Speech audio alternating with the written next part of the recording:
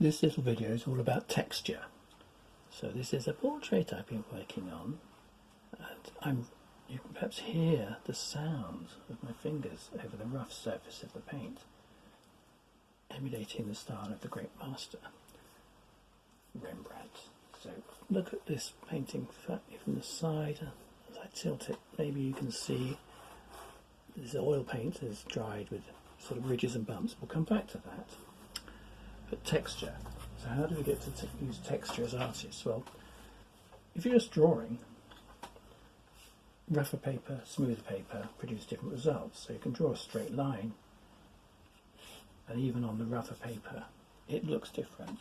Let's just do some shading to produce that. So if we shade an area on smooth paper,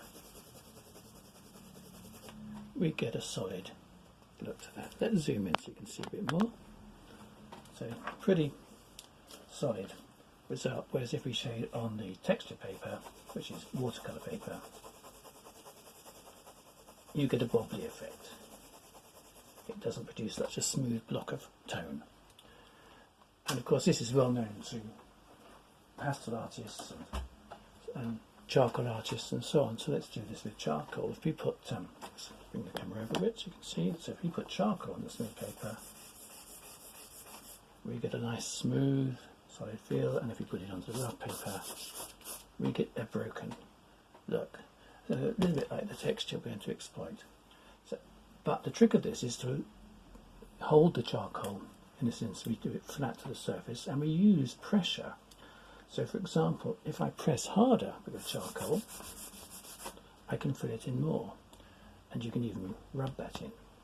If you press harder on the smooth surface, you get a totally even result.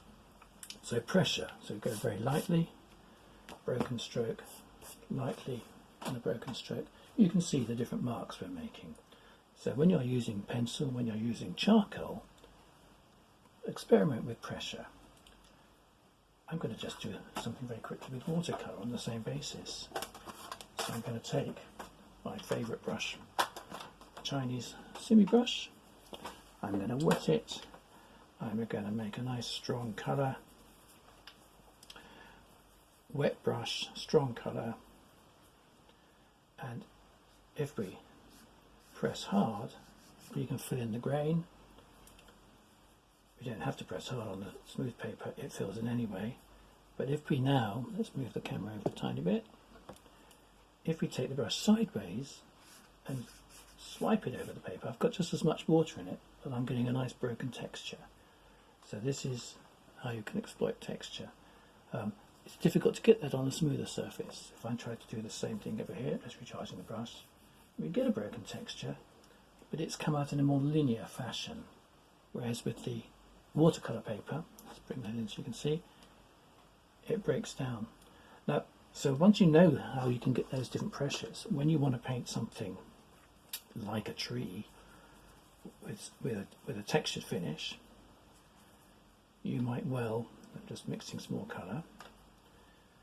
So on the smooth surface, you're going to get a nice sort of big blobby tree, all quite smooth. But if you want to get the texture of individual leaves, same techniques.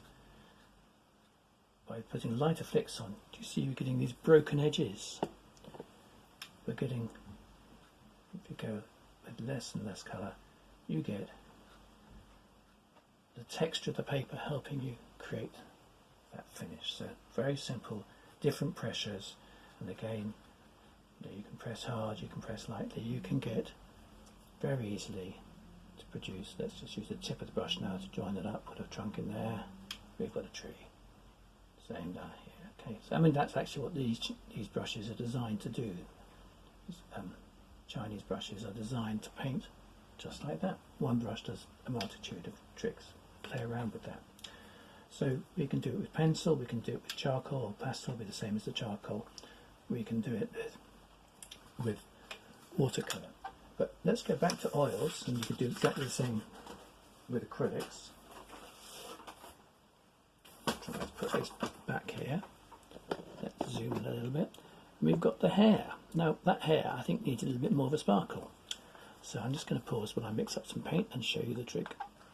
Same trick as we've done with the other media. So I've just mixed up some, actually it's chrome yellow and white, to produce a little golden highlights. I'm just using a nice big hog brush. So that's a flat, it's not quite a 1 inch, it's 3/4 of an inch, it's a number 10 brush. And I'm just, there's no diluent at all in this paint. So I just got the paint on the side of the brush. And now if I use it on its side, I can just catch the lumps of paint.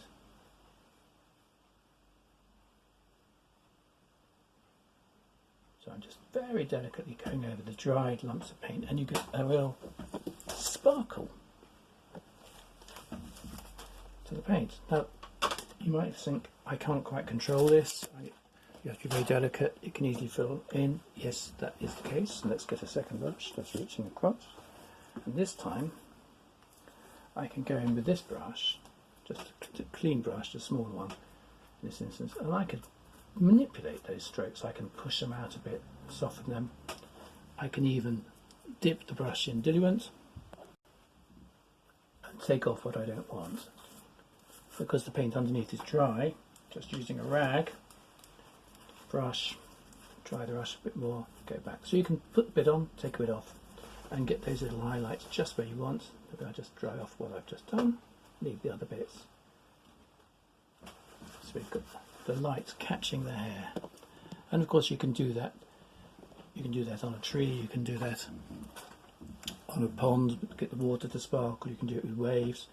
Very simple trick. So it's just using texture, but the important thing is to build up texture. So in this instance with the Rembrandt I used undiluted paint to get the first layer.